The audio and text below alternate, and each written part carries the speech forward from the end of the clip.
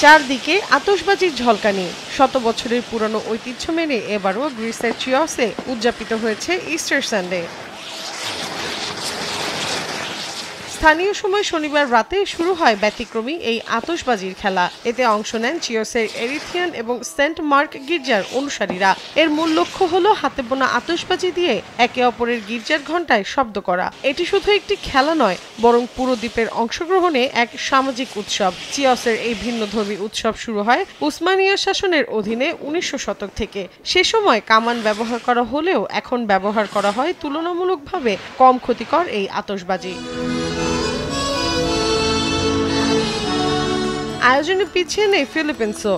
একই দিন ভোররাতে সালবং শোভাযাত্রায় অংশ নেন কুজন সিটির বাসিন্দারা। এ সময় মোমবাতি হাতে অতীতে করা ভুল ত্রুটি ও পাপ মোচনের জন্য ঈশ্বরের কাছে প্রার্থনা করেন তারা।